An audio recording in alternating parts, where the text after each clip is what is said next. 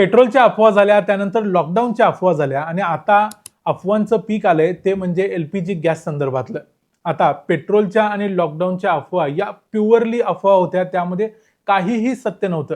सिलेंडरच्या किंवा गॅस बद्दलच्या ज्या अफवा आहेत त्यामध्ये थोडंफार तथ्य आहे आणि त्या थोड्याफार तथ्याच्या आधारावरच या सगळ्या अफवा तयार केल्या जात आहेत. खोटी माहिती माध्यमांद्वारे पसरवली जात आहे, यामध्ये पूर्णपणे सत्य नाहीये. फक्त यातलं एवढंच सत्य आहे की मोठ्या प्रमाणावरती युद्ध परिस्थितीमुळे जो गॅस भारताकडे येत होता तो हॅम्पर झाला होता, त्याची जी आवक आहे ती घटलेली होती आणि त्यामुळे थोडाफार गॅसचा प्रॉब्लेम भारतात झालेला होता आणि अनेक ठिकाणी लोकांच्या रांगा लागलेल्या दिसल्या आणि त्या काही खोट्या रांगा नव्हत्या. लोकांना गॅस जो नियमित वेळेत मिळत होता तो मिळायला थोडाफार प्रॉब्लेम होत होता, पण प्रत्यक्षात तो प्रॉब्लेम आता रिझॉल्व्ह होतोय.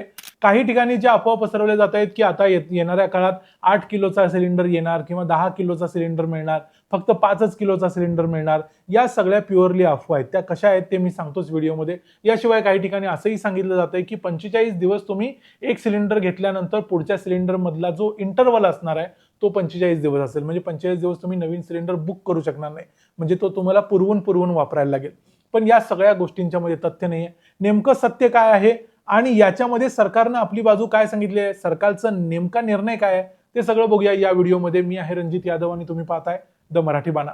आता सगळ्यात मोठी अफवा सध्या सोशल मीडियामध्ये विशेषतः व्हॉट्सअपवरती फिरते, ती म्हणजे 10 किलोचा सिलेंडर मिळणार किंवा तुमचा जो सिलेंडर असणार आहे त्यामध्ये 10 किलोचा गॅस भरला जाईल. आता तुमच्याकडे जो सिलेंडर असतो त्याच्यामध्ये 14.2 केजी गॅस जनरली भरला जातो आणि 10 किलोचा जो सिलेंडर आहे त्याची अफवेचा जन्म मुळात यासाठी झाला की एक प्रस्ताव केंद्र सरकारकडे आलेला आहे. या प्रस्तावात असं म्हटलंय की जास्तीत जास्त लोकांना सिलेंडर मिळण्यासाठी एका सिलेंडरमध्ये जे 14.2 केजी आपण भरतो त्याच्याऐवजी जर त्यामध्ये थोडंसं कमी गॅस भरली, म्हणजे 10 केजी पर्यंतच भरली, तर वरचं जे 4.2 किलोग्रॅम शिल्लक राहील त्यामधून आणखी काही लोकांना आपण सिलेंडर देऊ शकू आणि त्यामुळे तुर्तास या प्रसंगावरती, या परिस्थितीवरती आपण मात करू शकू, असा एक प्रस्ताव केंद्राकडे आलेला होता. पण हा प्रस्ताव केंद्रानं मान्य केलेला नाही.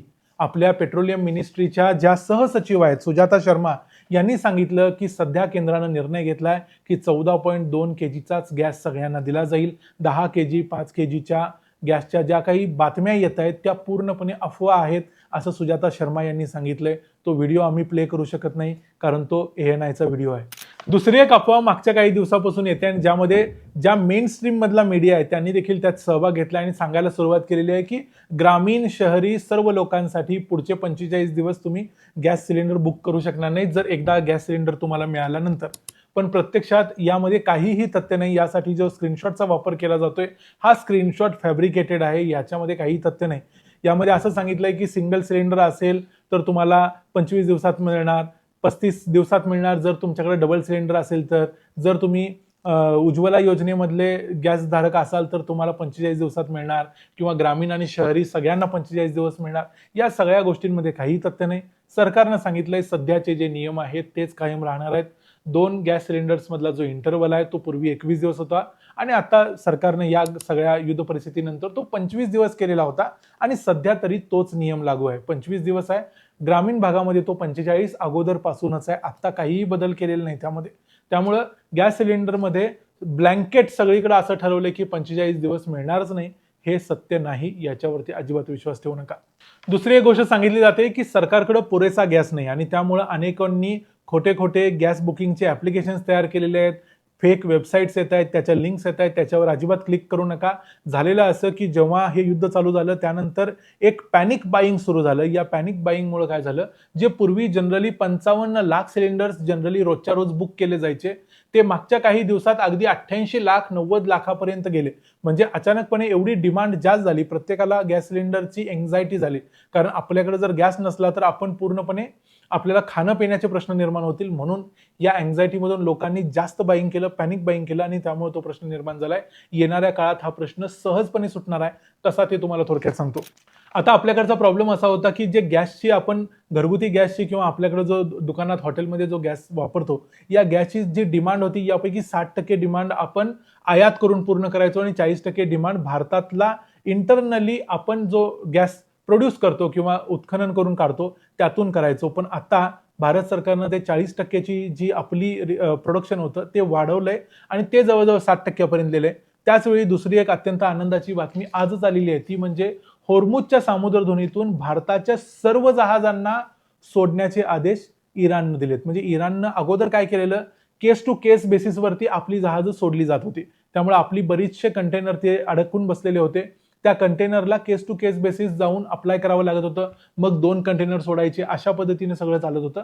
आता इराणनं आज मान्य केलंय की भारताची सर्व जहाजं, सर्व कंटेनर्स होर्मुझमधून सोडले जातील. ज्या काही 7-8 देशांना त्यांनी ही मुभा दिलेली होती त्यामध्ये आता भारताचा देखील समावेश झालाय.